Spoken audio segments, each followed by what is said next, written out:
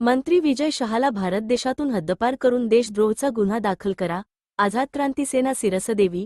प्रतिनिधी आज दिनांक 15 मे 2025 रोजी आझाद क्रांती सेनेच्या वतीने महामहिम राष्ट्रपती यांना बीड जिल्हाधिकारी मार्फत मंत्री विजय शहा यांना मंत्रिपदावरून हकालपट्टी करून या भारत देशातून हद्दपार करण्यात यावे अशी मागणी आझाद क्रांती सेनेच्या वतीने जिल्हाधिकारी यांना निवेदन देऊन करण्यात आली आहे. कर्नल सोफिया कुरेशी यांच्याबद्दल मंत्री विजय शहा यांनी अपशब्द वापरले असल्याने पूर्ण भारत देशात संताप व्यक्त होत आहे. यामुळे मंत्री विजय शहा याची मंत्रिमंडळातून हकालपट्टी करून देशद्रोहाचा गुन्हा दाखल करण्यात यावा अशी मागणी सामाजिक संघटना आझाद क्रांती सेना यांनी केली आहे.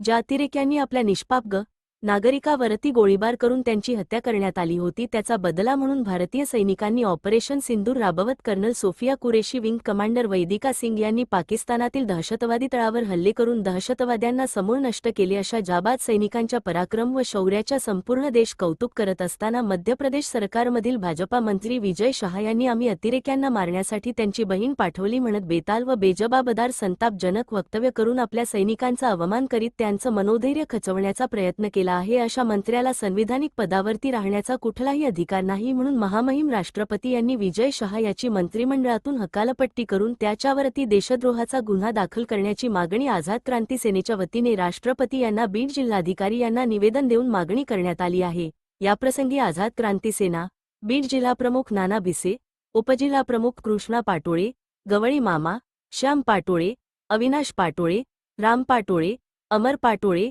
जयाताई लांडगे तसेच आझाद क्रांती सेनेचे पदाधिकारी उपस्थित होते.